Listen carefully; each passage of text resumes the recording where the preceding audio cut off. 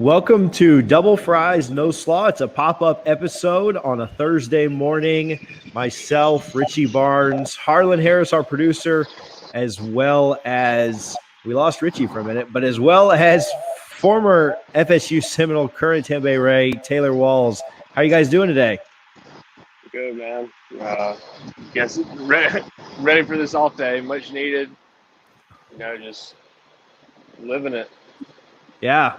We wanna chat with you about it for sure. We're super excited for you. When you got the call up, we were all super jacked, and then you made quite the debut with a couple of hits and came out swinging. But like you said, first off day, you've played every single day that the Rays have had a game since coming up. That was much like your college career, where if I counted correctly, my math's not the best, but you played 196 out of 197 possible games. Only missed one game the entire time you were up in Tallahassee too. What's that like, man? Is that grind is wild, man, to just play every single day. Yeah, it is, but at the same time, as long as you're playing, that's really all that matters. You'd rather be playing than sitting in the dugout, I guess. But yeah, I enjoy playing every day.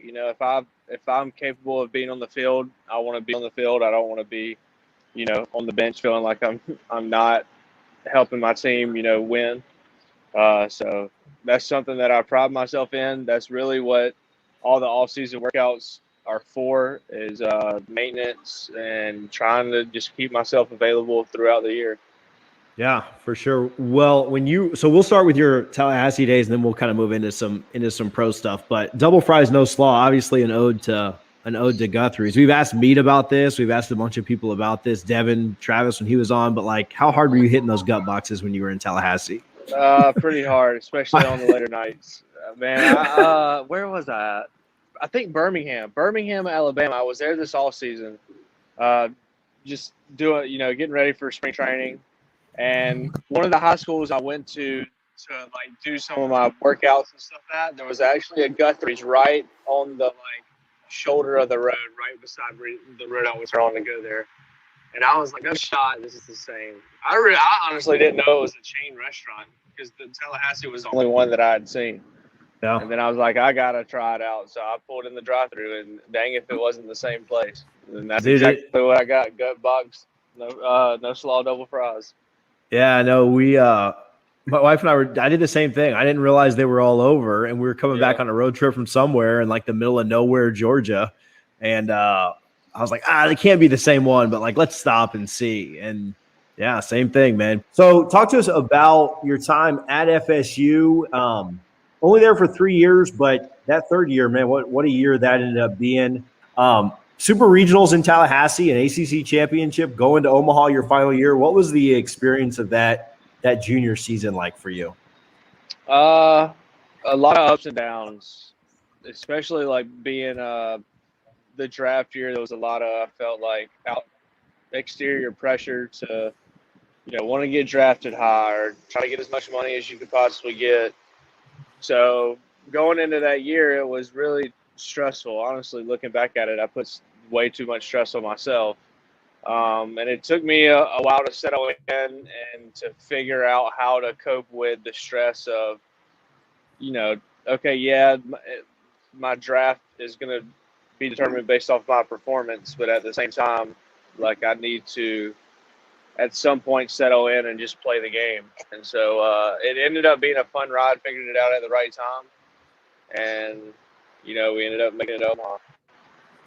What was it like? I mean, toward the end of his career, obviously, but just one of the absolute legends in Tallahassee. And what was it like playing for 11? Like, because you got to do something that like all the current players, aren't able to, right? Like you got to play for him and the legend that he was. What was he like, man? It was competitive. That's one word to describe it. I feel like he, no matter what the circumstance was, he was going to try to teach you, allow you to learn along the way, but at the same time, he wanted to win. He was going to do what he had to do to win. And that's basically what it boiled down to. He was, as old as he was always out in the field with us when we practiced, literally hands-on, whether it was trying to teach a fundamental of how to field a ground ball or whether it was, some team type of defense. And offensively, after every at-bat, he was calling you up to the porch of the dugout and walking through that bat with you, telling you what you should have done, what you shouldn't. My pitcher might be trying to pitch you this way instead of instead of a way that you might have been thinking. So it was very competitive, very hands-on, and I guess a very good learning experience. Yeah, for sure. I'll ask you this, and then I'll pass to one of these other guys. But obviously, Meat took over for him. We've had him on several times. Love Mike Martin Jr. as well. Talk to us about him, the contrasting styles between him and his dad, and your thoughts on him, leading this FSU program. Obviously got kind of dealt a sore run with his first year being the COVID year. But talk to us about Meat just moving forward with the program. Meat was, I honestly think, probably a tad more competitive than 11 was.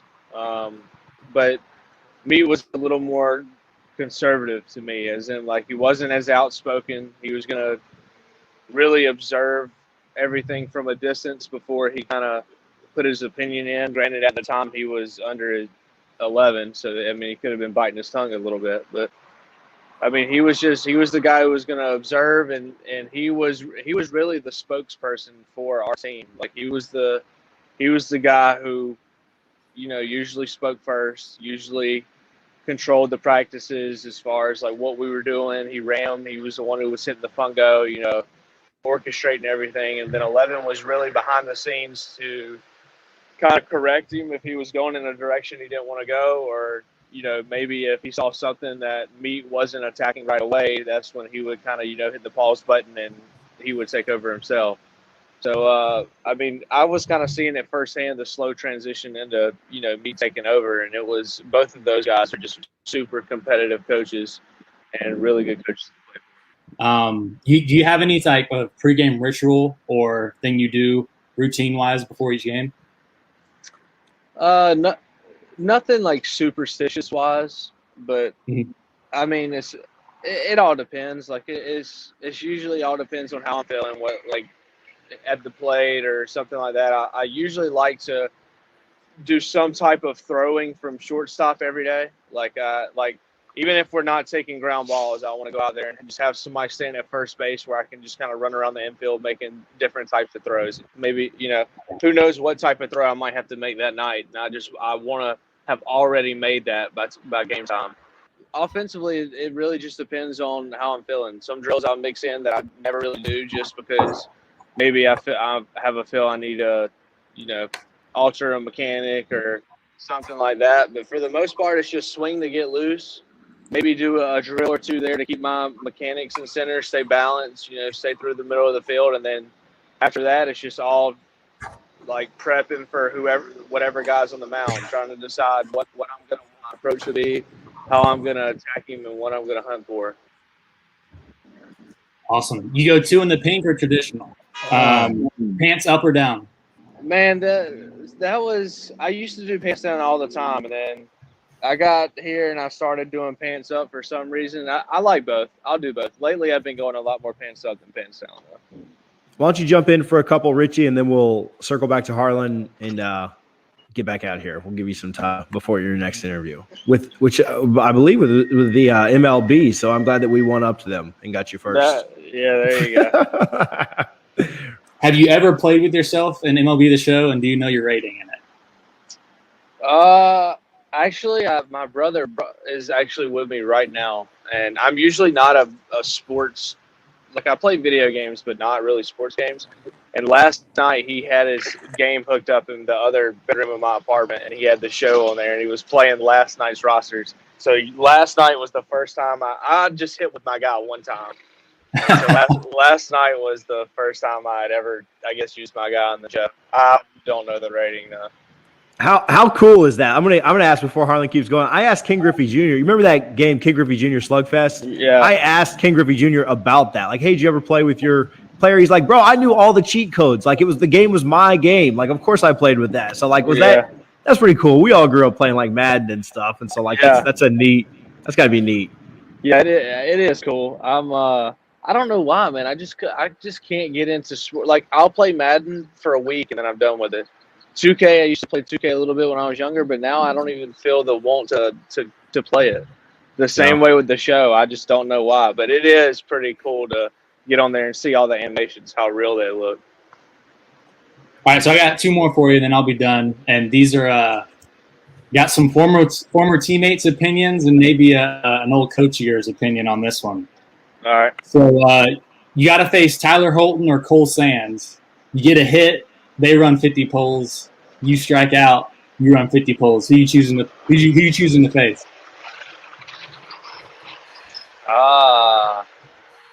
And they're 2 of my buddies, so you can answer honestly. I'm gonna.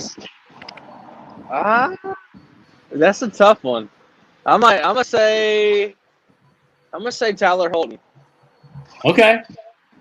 I'll be sure. I'm gonna let him know. I think. I don't know. I don't know. Sands might. There's a better chance of Sands walking you though. That's a good one. Yeah. I don't know. That's a tough question. Sands is gonna hate those 50 poles. I'll tell you that. Yeah. That's part of the reason too. I don't want to have to see him, die and running poles. I think Holden might be able to accomplish his poles a little bit easier. All right, so last one. I don't know though. I saw Sands playing some basketball in the off season. He was getting up and down the floor well. Oh, okay. All right, so last one. I got some 2 opinions on this one. Who is smoother in the infield, you or Gold Glove winner Sherman Johnson? That was at Florida State. I'm gonna have to say myself only because I don't think I've seen Sherman take ground balls. Maybe one time. If I have, it's not even resonated with my mind. But okay. I wish I did. I wish him and Devin Travis. I wish I would have gotten to take ground balls with them. Awesome. All right, I'm good. Richie, why don't you finish this up? If your connection's a little bit better, do some pro stuff, and then let Taylor get out of here. Taylor, obviously, there was made an investment in you with being a 3rd-round pick, but you bounced around the minors a good bit early in your career, and then last year your season was canceled because of the pandemic. Was there ever a thought in your head like, what if this is it? And then obviously you get called up, but what was it like last year, kind of with all the unknown? I mean, it sucked. There was never the thought of, this may be it.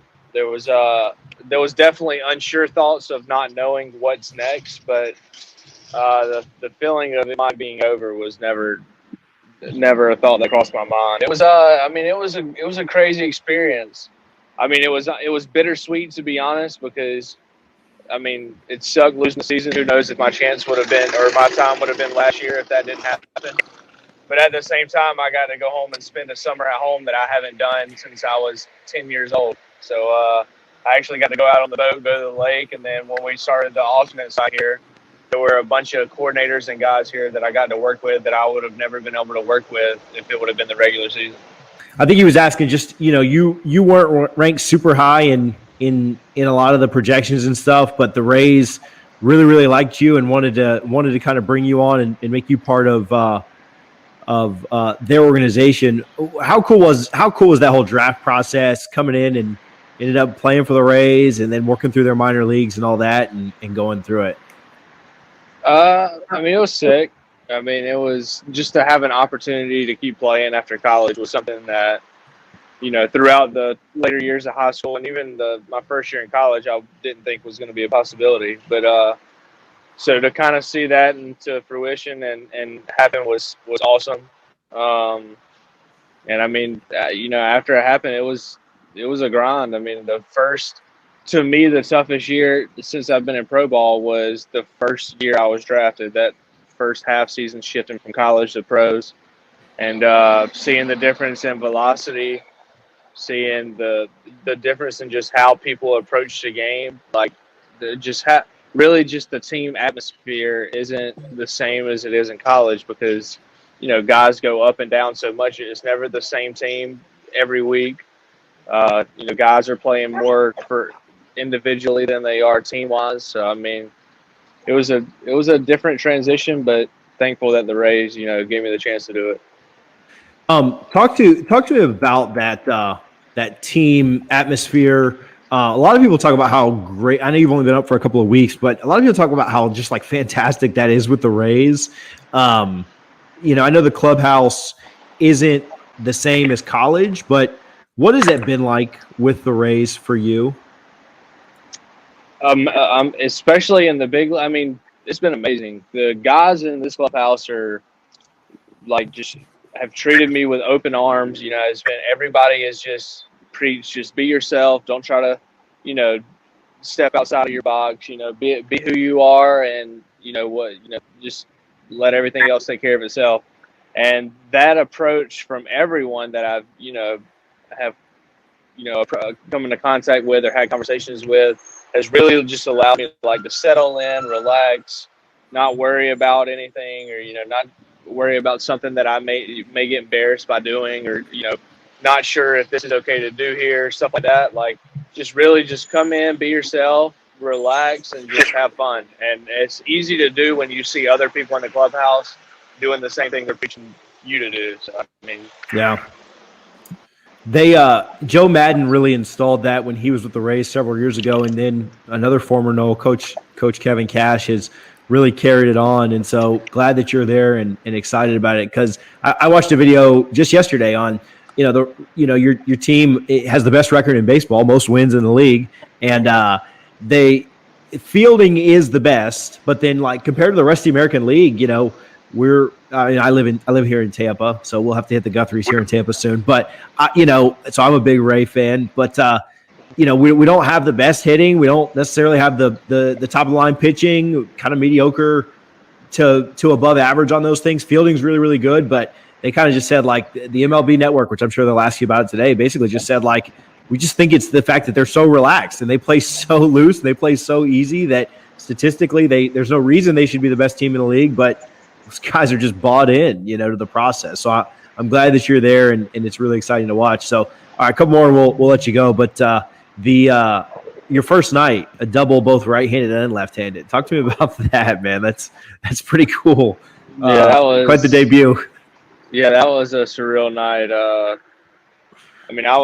I was just getting up there hoping that 95 mile an hour still looked like 95 mile an hour. I didn't really want this game to speed up on me. I was gonna try to do my best to just relax and slow the game down.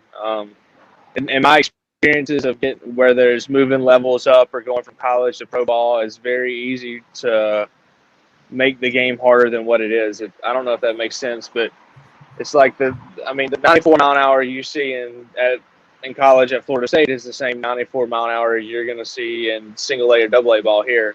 But it's very easy to make that 94 look 98 or 99 when you go up there. You're thinking the pitches are maybe a little faster than normal, and now you're lunging out front to try to hit them. So I was just trying to stay calm, stay really short to the ball, just see the ball really well, and just try to put a barrel on it. And after my first at bat, when I kind of got a good piece to center field, and I was able to get in the box, dance with the pitcher a little bit, get my rhythm there. That gave me the confidence, really, to set the tone for the past few weeks, to know that this is the same, this is the same thing that I've been doing the past 2-3 years. So it's no different. I'm just in a different ballpark with different teammates. Yeah, and then you ruined one of my questions that I was going to ask you before last night, but I was going to ask how hard you were going to pimp your first home run. But talk to me about that feeling of getting that first one out of the park last night. No, it was a good feeling for sure. I don't hit them enough to really pimp them. If I pimp it, then it's very rare that I'll pimp a ball. It might happen, but it was for a walk-off or something. For a walk-off, yeah, I need a flip. It's usually the issue usually isn't I don't want to pimp it. The issue is usually I'm so used to just trying to get out of the box and get the second or third, to where by the time I realize it's a home run, it's too late. So it's right. So that's usually my issue. But no, it felt good.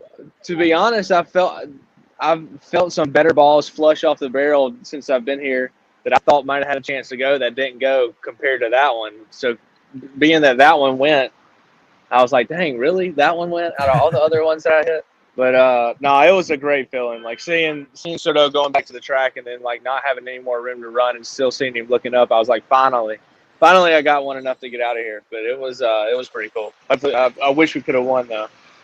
Yeah, no doubt. Hoping for the big series this weekend. Baltimore, right? Coming to town. So excited for you guys. Hey, one other thing that we didn't mention, Father's Day coming up in just a couple of weeks. You guys just had a new addition personally in your family. Congratulations on the new baby. We're celebrating my kid's like first birthday. It flies, and you'll be there again this time next year, hopefully with a World Series title in addition to it. But congratulations there, man. We're super happy for you. Thank you. I appreciate it. Well, cool, man. Thanks so much for hanging out. We wish you all the best of luck. Thanks for doing this. Thanks for putting up with our technology problems in 2021. The whole world's on Zoom, and we still can't get it figured out. But thanks for hanging out, man. We'll have to get you on again sometime. And like I said, we'll hit Guthrie's at some point when I get Harlan and meeting all these guys down to Tampa next year. There you go. All right, y'all take care. All right, buddy. Thank you so much. See ya. So that was Taylor Walls, former Nole, current Tampa Bay Rays shortstop, having a good first couple of weeks, getting called up to the majors.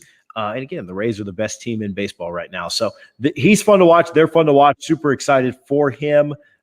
Remember to follow us on all social media, Double Fries Pod. Look for Double Fries No Slaw. If you're in Tallahassee, hit Guthrie's. We are doing a giveaway right now. If you tag us in your Guthrie's plate, your Guthrie's order, you get entered to win a Yeti cooler, which is pretty, I was going to say cool, but I'll just say neat. Thanks for bearing with us on some of the technical difficulties in today's show. Thanks for hanging out. We appreciate it as always. For myself, TJ Pinger, Richie Barnes, whose phone's terrible, and he can't get things together over there, having a real life job in the middle of the day. I don't know what he's doing. Harlan Harris, and of course, Taylor Walls. Thanks for hanging out. This is Double Fries No Slaw. We'll see you next week. Harlan, you can pick some music to put on the end of here. So go Noles.